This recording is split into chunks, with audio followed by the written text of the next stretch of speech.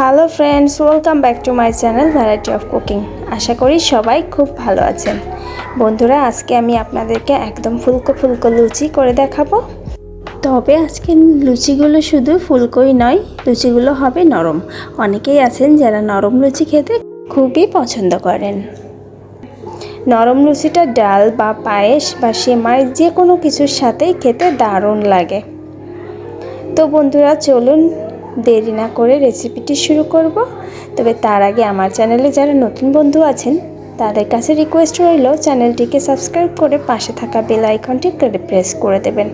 আর যদি রেসিপিটি ভালো লাগে তাহলে অবশ্যই একটা লাইক দেবেন। তো বন্ধুরা, লুচি তৈরি করার জন্য এখানে আমি নিয়ে নিয়েছি প্যাকেটের যে আটাগুলো আছে।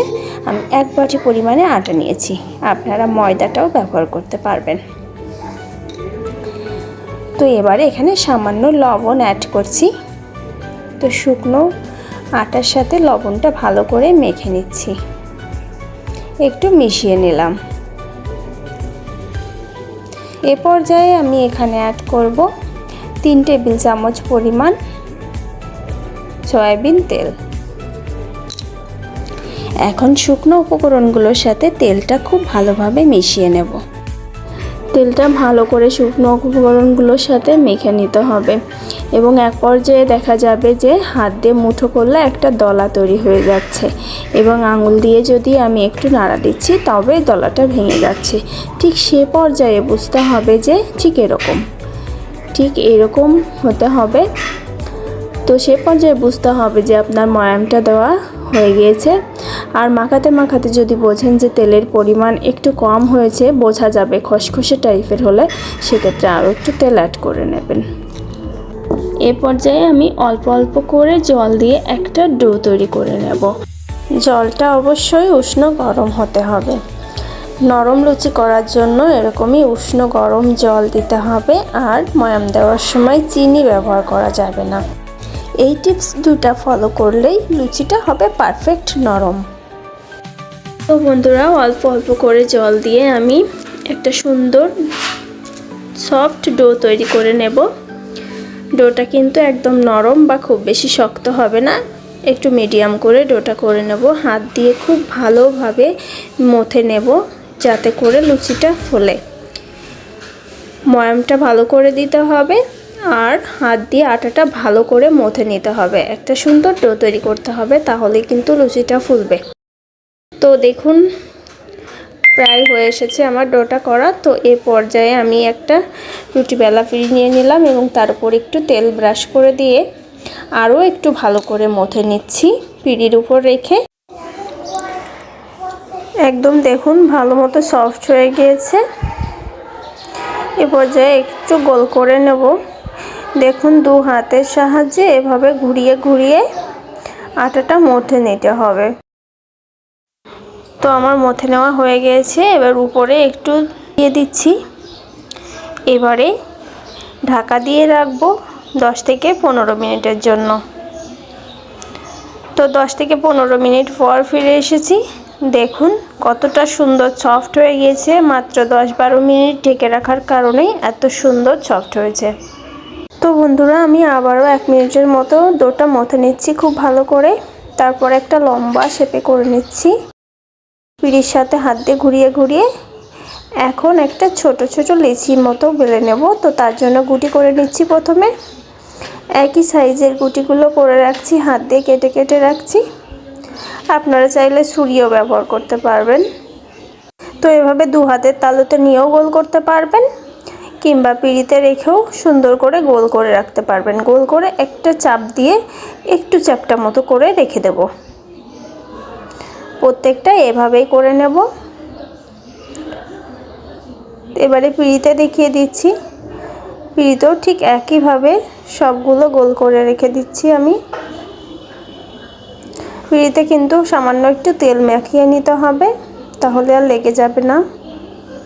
বন্ধুরা, সবগুলো সুন্দর একদম প্লেন গুটি করে নেওয়া হয়ে গিয়েছে। এবার লুচি বেলার পালা।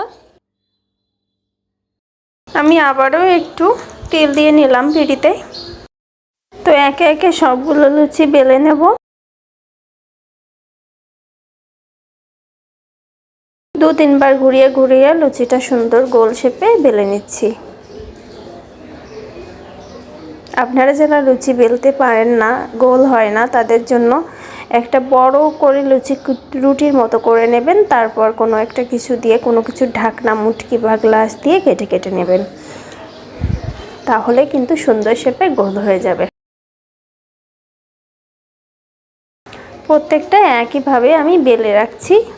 তো তারপরে চুলায় চলে যাব। তো বন্ধুরা দেখুন, আমার লুচিগুলো কিন্তু মোটামুটি গোল হয়েছে। তো এবারে চুলায় চলে এসেছি। একটা ফ্রাই প্যান বসিয়ে দিয়েছি, সুন্দর করে আগে গরম করে নিতে হবে ফ্রাই প্যানটা। তারপর এখানে দিয়ে দিচ্ছি সাদা তেল। তেলটা একটু বেশি পরিমাণে দিতে হবে, তাহলে লুচিটা ভালো ফুলবে। এবার তেলটাও খুব ভালো করে গরম করে নিয়েছি। এরপর হাত দিয়ে একটা লুচি ছেড়ে দিলাম। তো দেখুন, প্রথম লুচিটাই কিন্তু ভালো মতো ফুলে গিয়েছে। সবগুলো লুচি তো একদম পারফেক্ট হয় না, দু একটা এদিক ওদিক হয়। তো একটু হালকা ব্রাউন কালার করে আমি লুচিগুলো ভেজে নেব। একবার তেলটা গরম হয়ে গেলেই কিন্তু দারুণ ফুলবে লুচিটা। প্রথম লুচিটা সম্ভবত ফুলতেই চায় না। তো দেখুন, তেলটা ভালো গরম হয়ে গেছে। এখন সবগুলো লুচি, প্রত্যেকটা লুচি এরকম ফুলবে। তো বন্ধুরা, যদি রেসিপিটি ভালো লেগে থাকে তাহলে অবশ্যই like, comment, share and subscribe করতে একদম ভুলবেন না। এই গরম গরম ফুলকো লুচিগুলো আপনারা ডালের সাথে অথবা সেমাইয়ের সাথে খুব মজা করে খেতে পারবেন। তো বন্ধুরা, আজকে দেখিয়ে দিলাম নরম ফুলকো লুচি। এর আগে আমার চ্যানেলে আছে যে খাস্তা লুচিগুলো হয় মুচমুচে, সেই লুচির রেসিপিটা দেওয়া আছে, আপনারা চাইলে দেখে নিতে পারেন। তো বন্ধুরা, একে একে সবগুলো লুচি আমার ভেজে নেওয়া হয়ে গিয়েছে আপনাদের সাথে গল্প করতে করতে। তো দেখুন, লুচিগুলো কত সুন্দর ফুলকো হয়েছে এবং সাদা। আমি একটু ব্রাউন কালার করে ভেজে নিয়েছি, আপনারা চাইলে আরও একটু সাদা রাখতে পারেন। এরকম সুন্দর সুন্দর ফুলকো লুচি দেখুন, আমি হাত দিয়ে ছিললাম, দেখেই বুঝতে পারছেন লুচিগুলো কতটা নরম হয়েছে। তো আপনারা আমার এই সবগুলো টিপস ফলো করে বাড়িতে এভাবে লুচি তৈরি করে সবাইকে চমকে দেবেন। তো বন্ধুরা, রেসিপিটি ভালো লাগলে অবশ্যই একটা লাইক, কমেন্ট অ্যান্ড সাবস্ক্রাইব করতে একদম ভুলবেন না। আর সাবস্ক্রাইব করে পাশে থাকা বেল আইকনটি প্রেস করে দেবেন। ধন্যবাদ সবাইকে।